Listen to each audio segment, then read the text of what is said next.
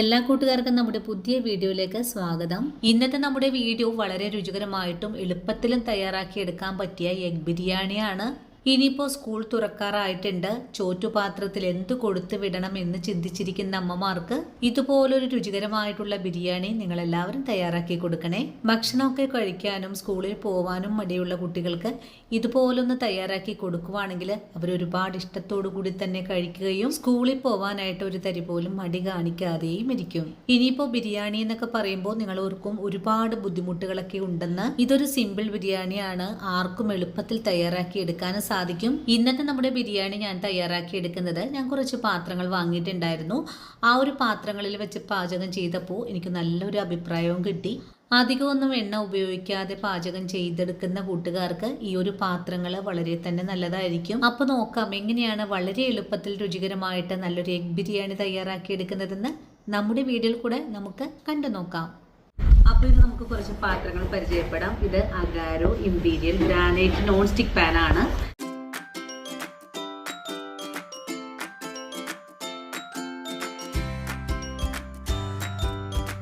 ഉപയോഗിച്ച് നോക്കിയപ്പോൾ എനിക്ക് വളരെ നല്ലതായിട്ട് തോന്നി. അതുകൊണ്ടാണ് ഈ ഒരു പാത്രങ്ങൾ ഞാൻ ഇന്ന് നിങ്ങൾക്ക് പരിചയപ്പെടുത്തി തരുന്നത്. അപ്പോൾ ഈ ഒരു പാത്രത്തിന്റെ പ്രത്യേകത എന്താണെന്ന് വെച്ചാൽ, ഇന്ന് നമ്മൾ വാങ്ങിച്ച് ഉപയോഗിക്കുന്ന പാത്രങ്ങളൊക്കെ കുറച്ച് ഉപയോഗിച്ച് കഴിയുമ്പോഴേക്കും അതിന്റെ ആ ഒരു കോട്ടിംഗ് ഒക്കെ ഇളകി പോവാറുണ്ട്. അപ്പോൾ ഇന്ന് നമ്മൾ വാങ്ങിയിട്ടുള്ള ഈ ഒരു പാത്രങ്ങളിൽ 4 സെറ്റായിട്ടാണ് നമുക്കിവിടെ കിട്ടിയിട്ടുള്ളത്. ഇതില് PFOA ഫ്രീ ആണ്. അതെന്താന്ന് വെച്ചാൽ ഇതിലേക്ക് പ്ലാസ്റ്റിക് അംശങ്ങളൊന്നും തന്നെ അടങ്ങിയിട്ടില്ല. ഇതൊരു ഗ്രാനൈറ്റ് ഫിനിഷിംഗ് ആണ് കൊടുത്തിട്ടുള്ളത്. നമ്മൾ ഇപ്പോൾ ഒരു പാനൊക്കെ വാങ്ങി ഉപയോഗിച്ച് കഴിയുമ്പോൾ ഉള്ളിൽ നിന്ന് എല്ലാം പൊളിഞ്ഞു വരില്ലേ, ഇതിന് അതുപോലെയുള്ള ഒരു ബുദ്ധിമുട്ടുകൾ ഉണ്ടാവില്ല. അതേപോലെ തന്നെ നമ്മൾ ഈ ഒരു പാനിൽ വെച്ചിട്ട് ഭക്ഷണമൊക്കെ ഉണ്ടാക്കുമ്പോൾ രുചി വ്യത്യാസം ഒന്നും തന്നെ ഉണ്ടാവില്ല. നമ്മളിപ്പോൾ സാധാരണ പാത്രങ്ങളിൽ ഉപയോഗിക്കുന്ന അതേ ഒരു ടേസ്റ്റ് ഒക്കെയാണ് കേട്ടോ. അതുകൊണ്ടാണ് നമ്മൾ ഈ പാത്രങ്ങൾ നിങ്ങളെ പരിചയപ്പെടുത്തിയിട്ടുള്ളതും. ഗ്രാനൈറ്റ് ഫിനിഷിംഗ് ആണ് ഇതിനകത്ത് കൊടുത്തിട്ടുള്ളത്. ഒരു തരി പോലും ഒട്ടിപ്പിടിക്കുകയൊന്നും തന്നെ ഇല്ല. കണ്ടോ? അപ്പോൾ നമുക്ക് ഈ പാത്രങ്ങളൊക്കെ ഒന്ന് കണ്ടാലോ. ഇതിൽ 2 ഫ്രൈങ് പാനാണ് നമുക്കുള്ളത്. ഇതിനകത്ത് വലിയ വലിയ പാചകങ്ങളൊക്കെ നമുക്ക് ചെയ്തെടുക്കാൻ സാധിക്കും.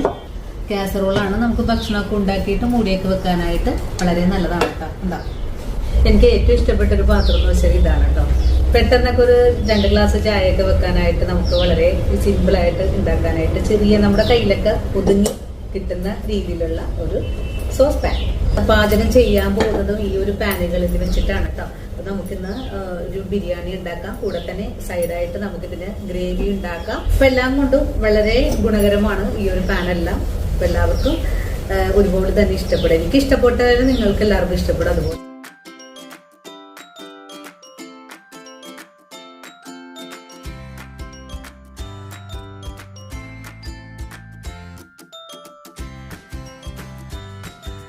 ഇനി ബിരിയാണി തയ്യാറാക്കാൻ തുടങ്ങാം. ഇതിനായിട്ട് ആദ്യമേ തന്നെ നമുക്ക് മുട്ട ഒന്ന് പുഴുങ്ങിയെടുക്കണം. ഈ ഒരു മുട്ട പുഴുങ്ങിയെടുക്കുന്നത് നമ്മൾ ഇന്ന് വാങ്ങിയിട്ടുള്ള ഗാരോന്റെ സോസ് പാനിൽ വെച്ചിട്ടാണ്. മുട്ട പുഴുങ്ങുമ്പോൾ പൊട്ടിപ്പോവാതിരിക്കാനായിട്ട് അല്പം ഉപ്പ് ചേർക്കാം.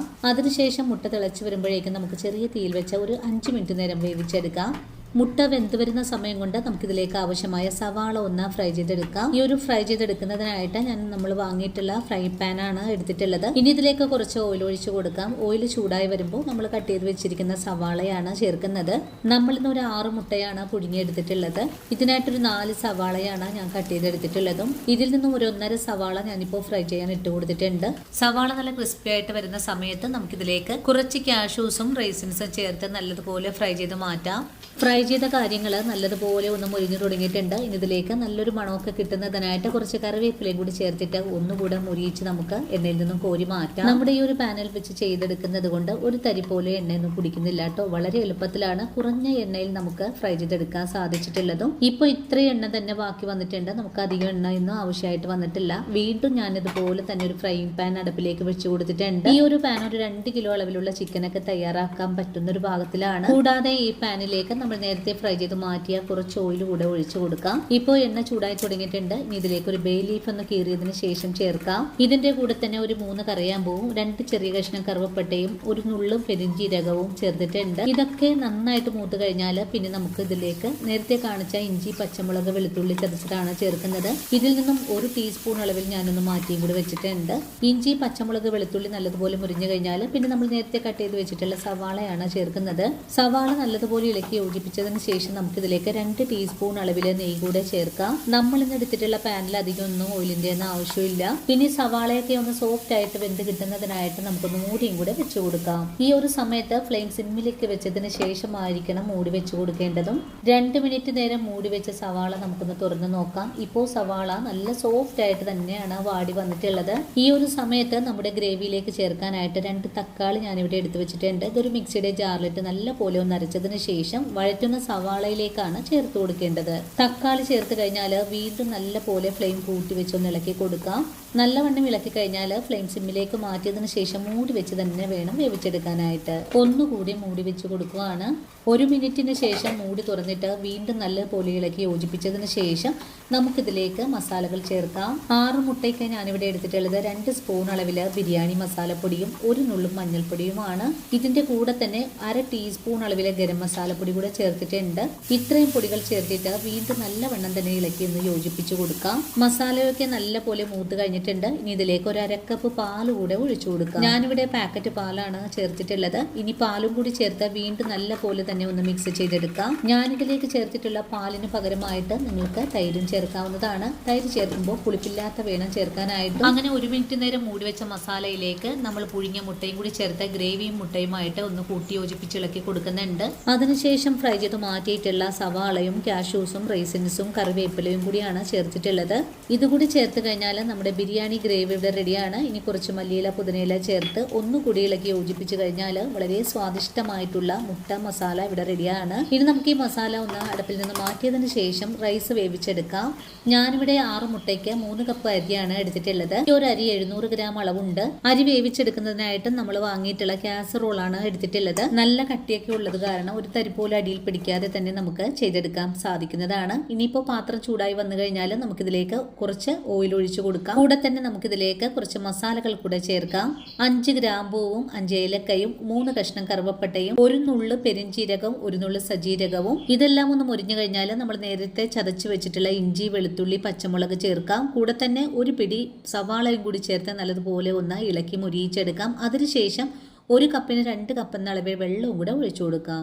നല്ലവണ്ണം ഇളക്കി യോജിപ്പിച്ചതിന് ശേഷം വെള്ളം പെട്ടെന്ന് തിളച്ച് വരാനായിട്ടൊന്ന് മൂടിയും കൂടെ വെച്ച് കൊടുക്കാം.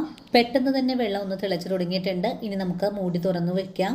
തിളയ്ക്കുന്ന വെള്ളത്തിലേക്ക് കുറച്ച് മല്ലിയിലയും പുതിനയിലയും ചേർക്കാം. അതുപോലെ തന്നെ ഒരു 2 പച്ചമുളക് കട്ട് ചെയ്തത് കൂടി ചേർക്കാം. ഇനി ഇതിലേക്ക് നമ്മൾ നേരത്തെ കാണിച്ച അരി നല്ലതുപോലെ കഴുകിയതിന് ശേഷം ഒരു 10 മിനിറ്റ് നേരം കുതിർത്തിയിട്ട് ഒന്ന് ഊറ്റി വെച്ചിട്ടുണ്ടായിരുന്നതാണ്. അരി ചേർക്കുമ്പോൾ ഒരു തരി പോലും വെള്ളം ഇല്ലാതെ വേണം ചേർത്ത് കൊടുക്കാനായിട്ട്. ഇനിയിപ്പോൾ നല്ലതുപോലെ ഇളക്കി യോജിപ്പിച്ചതിന് ശേഷം നല്ലവണ്ണം തിളച്ച് വരുമ്പോൾ നമുക്കിതിലേക്ക് ആവശ്യത്തിനുള്ള ഉപ്പും 1 ടീസ്പൂൺ അളവിൽ വിനാഗിരിയും കൂടി ചേർത്ത് നല്ലതുപോലെ ഒന്നുകൂടെ മിക്സ് ചെയ്തെടുക്കാം. അരി ഇപ്പോൾ നല്ല പോലെ ഒന്ന് തിളച്ച് തുടങ്ങിയിട്ടുണ്ട്. ഇനി ഇതിലേക്ക് 1 ടീസ്പൂൺ അളവിൽ നെയ്യ് കൂടെ ചേർത്ത് കൊടുക്കാം. അതിനുശേഷം ഫ്ലെയിം സിമ്മിലേക്ക് മാറ്റി വെച്ചിട്ട് മൂടി വെച്ച് തന്നെ വേവിച്ചെടുക്കാം. അങ്ങനെ ചെറിയ തീയിൽ 2 മിനിറ്റ് നേരമായിട്ടുണ്ട് നമ്മുടെ അരി വേവിക്കാൻ വെച്ചിട്ട്. വീണ്ടും മൂടി തുറന്ന് നല്ലതുപോലെ ഇളക്കിയതിന് ശേഷം ഒന്നുകൂടെ മൂടി വെച്ച് കൊടുക്കാം. നമ്മുടെ അരി വേവിക്കാൻ വെച്ചിട്ട് ഒരു 5 മിനിറ്റ് ആയിട്ടുണ്ട്. നമ്മുടെ അരിയിലെ വെള്ളവും വറ്റി വന്നിട്ടുണ്ട്. ഈ ഒരു സമയത്ത് നമ്മുടെ ഈ ഒരു റൈസിന്റെ നടുഭാഗം ഒന്ന് കുഴിച്ചതിന് ശേഷം നമ്മൾ തയ്യാറാക്കി വെച്ചിരിക്കുന്ന എഗ് മസാലയാണ് ഇതിൻ്റെ ഉള്ളിലേക്ക് ഒന്ന് വെച്ചു കൊടുക്കേണ്ടത്. ഈ ഒരു സമയം നമ്മുടെ റൈസ് ഒരു 1/4 ഭാഗത്തോളം വേവായി കിട്ടിയിട്ടുണ്ട്. ഇനി ഇതിലേക്ക് നമ്മൾ തയ്യാറാക്കി വെച്ചിരിക്കുന്ന മസാല നിരത്തി കൊടുക്കാം. മസാല മുഴുവനും റൈസിലേക്ക് വെച്ച് കഴിഞ്ഞാൽ പിന്നെ നമുക്ക് ഈ റൈസ് കൊണ്ട് തന്നെ ഈ ഒരു മസാല മൂടി കൊടുക്കാം.